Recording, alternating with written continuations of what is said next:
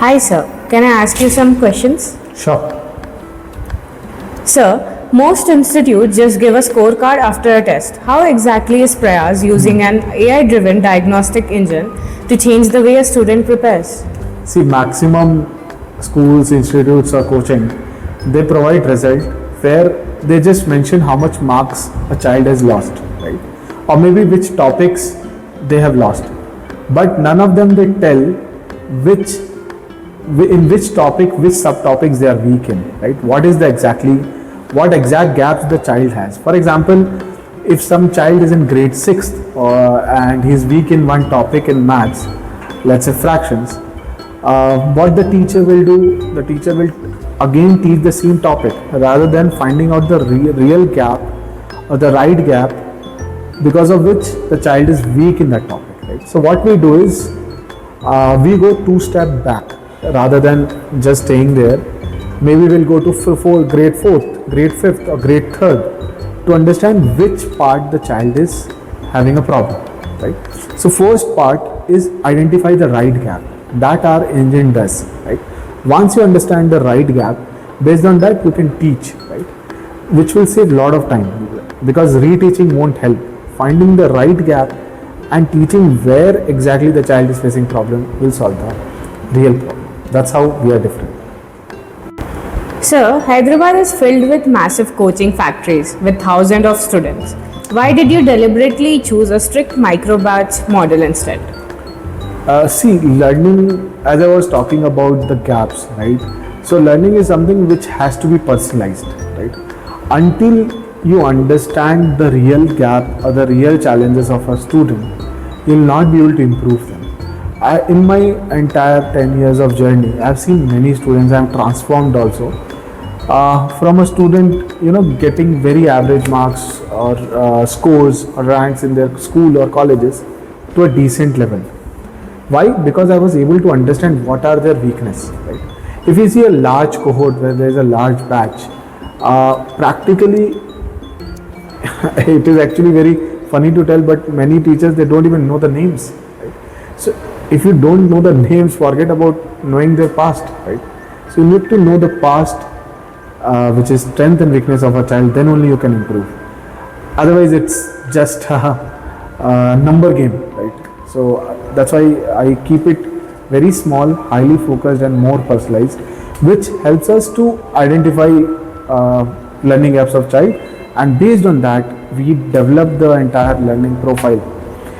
For example, let's say if I am teaching 5 different kids, okay, so I know which of them require which sort of question. I'll not give every 5 the same level of questions.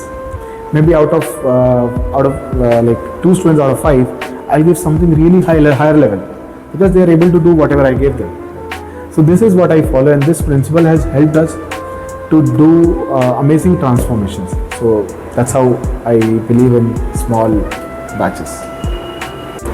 Sir, many students work 12 to 14 hours a day but still struggle to crack competitive benchmarks. What is missing in their approach? Actually, it's a very good question and it requires multi-level screening, right? So I've seen many such students, right? Sometimes students study for 12 to 14 hours. But if you really ask them one tough question, that is, were they productive? And to be sad, the answer will come out to be no. The reason behind is they will study for those 12 hours but without a plan, right? Whenever they will sit, they will make too many decisions. What should I study? From where should I do questions? Should I study first and then do the questions? Should I do solved examples? So they make a lot of decisions, and when they actually sit, they lose the confidence and they fail badly, right? So the very first thing is they should have a proper plan, right? And that is one of the reasons why they are struggling, right? The second, if you see the entire journey of the student, right? Well, let's say they have attended some school, college, whatever. If they're sitting with 12 to 14 hours and they get stuck in any of the concept, they will not move ahead and they will just pass on the time. The question is where they will go. They will maybe go to YouTube, search for that concept, watch the video, they will feel good, but when again come back to solving problems, they will not be able to do. So this passive way of learning is also destroying them. That's why I suggest students, if they are stuck, go to the teachers, whether in school, wherever they get this avenue, ask them the doubt. Because in active discussion, they will learn more. In passive way of learning, they will never understand the real application. So this is the problem number 2. And the problem number 3, which is quite connected to problem number 2, kids do a lot of theory. They will watch videos, they will read, but when come to questions, the number of questions they do is very, very less. I'll tell you about one student. In 1 hour, he was doing 6-7 problems. And in JEE, if I talk about maths, at least in 1 hour, 10 minutes, they should try 20 to 22 problems. But this boy is just doing 6 to 7 questions, which is very less, right? If you ask the reason why he is able to do only 6-7, whenever he is getting stuck, what he will do, he will just open the Google, he will watch the solution, then again he will come back and write it. There is no monitoring at home or maybe at the college, and he's thinking that he has put up a lot of effort, but just by doing 6-7, nothing will happen.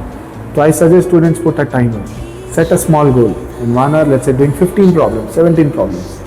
As gradually they do every day, the numbers will increase, and will also put a pressure of completing more number of questions in less time, right?